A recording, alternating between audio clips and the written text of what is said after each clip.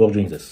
Հատկապես այս վերջին մի քանի օրերի ընթացքում բազում նամակներ եմ ստացել եւ համայնքից ներս ապրող մեր հավատացյալներից եւ ընդհանրապես աշխարհով մեծ տարբեր երկրներում ապրող մեր հավատացյալներից։ Մարդիկ մտահոգված են, անհանգիստ, հարցնում են արդյոք ճիշտ են բոլոր այն շրջանառվող լուրերը մեր այստեղի Միացյալ Նահանգներում արևմտյան թեմի առաջնորդ Հովնան arczepiskopos Տերտերյանի հետ կապված։ Ու որպեսզի ես ամեն մեկի նամակին առանձին չպատասխանեմ, որոշեցի այս ֆորմատով պատասխանել ձեր հարցերին, նաեւ ընդհանրապես խոսել ձեզ հետ։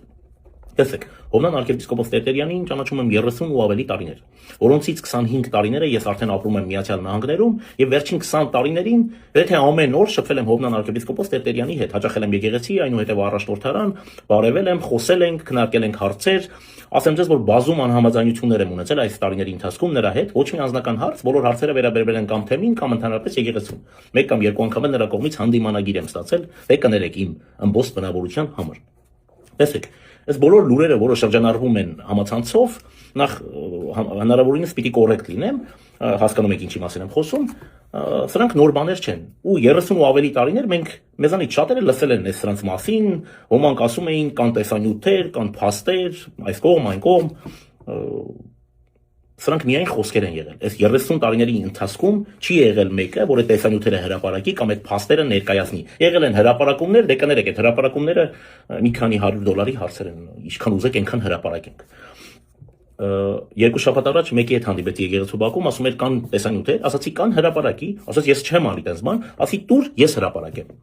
Մեկ շաբաթ առաջ մեկ ուրիշի հետ էի զրուցում, ասաց կոմպրոմատներ կան, Փաշինյանը այդ կոմպրոմատները դրել է Հովնան arczepiskopos Տերտերյանի առջև, դրա համար էլ նա համաձայնվել է միանալ եպիսկոպոսներին ու Փաշինյանին։ Նախ ոչ ոք ոչ մեկի չի միացել, երկրորդը եթե լինեին փաստեր, տեսանյութեր, կոմպրոմատ, դրանք վաղուց հրապարակված կլինեին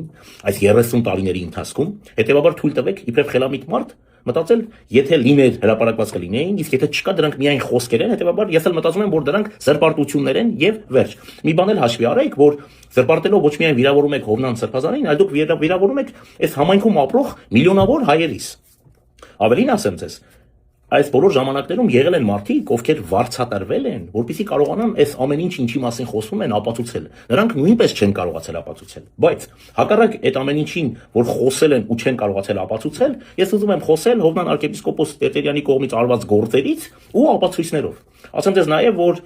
հատկապես 2020 թվականի պատերազմի օրերից սկսած նրա հետ շփումս ավելի մեծ է եղել, որովհետև այն ինչ ինքն է արել մեր համայնքից ներս, դա աննկարագրելի է։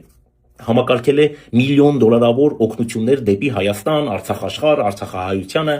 Հիմա ձեզ ներկայացնելու եմ, այս մի քանի օր մտածել եմ սրա մասին, հավաքել եմ նյութեր, սրանք բոլորը հրապարակված են, սրանք այլևս փաստեր են, ու այս գումարները ինչի մասին ես հիմա պիտի ասեմ դες, դուք կարող եք մայրաթորից էլ ճշտել, սրանք փաստեր են արդեն, որոնք ուղարկվել են մայրաթոր ու մայրաթորից արդեն բաժանվել են, մնացածը արդեն մայրաթորի հետ, եթե հարցեր կունենաք։ Տեսեք, օրինակ սա 2023 թվական։ 2023 թվականը $2,420,000, 2024 թվական $1,395,800, 2025 թվական, այստեղ մի քիչ ամբողջական է, այստեղ կա $1,270,000, $4.5 միլիոն, $676,000, ու սրանք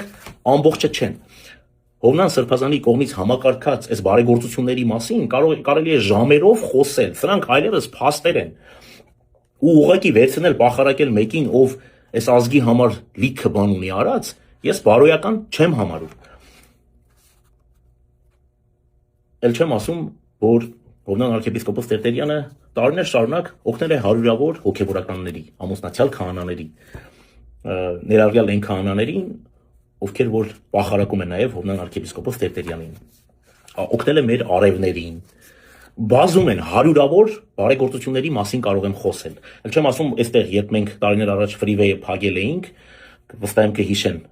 մերոնք, երբ մեզ ուզում էին ձերբակալեին 200 հոգուս, գիշերը ժամը 12-ին արթնացրել եմ Սրբազանին, ասել եմ, որ մեզ ուզում են ձերբակալեն, խնդրում եմ Ադամ Շիֆի հետ պայմանավորվի, որպեսզի մեզ չձերբակալեն, հետո պայմանավորվել ենք, այնուհետև մի խոսքով շատ են, կարելի է խոսել տարբեր բաների մասին, որոնք այլևս փաստ են։ Հետևաբար մարդուն պախարակելուց առաջ կարելի է ճշտել, արդյոք ճիշտ են այդ տվյալները, թե ոչ, հետո նոր պախարակել։ Գիտեք, եթե որևիցե մեկը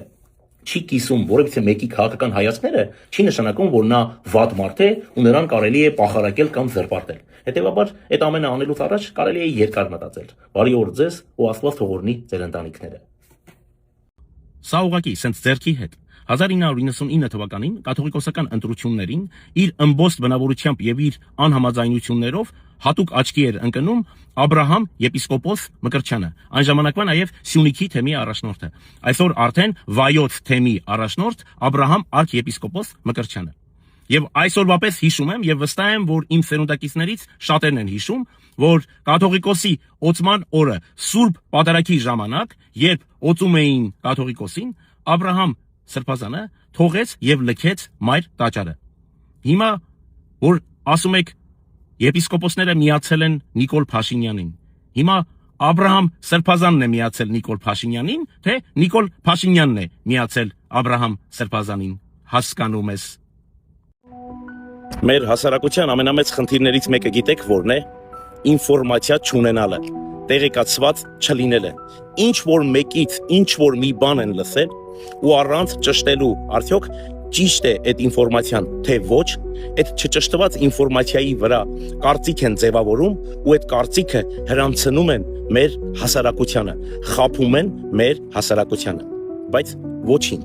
այս կյանքում ծածուկ ոչ մի բան չի մնալու։ Մի քիչ համբերեք ու դուք ավելիից տեղյակ կլինեք, քան որ հարկավոր էր, որ դուք տեղյակ լինեիք։ Մի բան էլ հարցնեմ,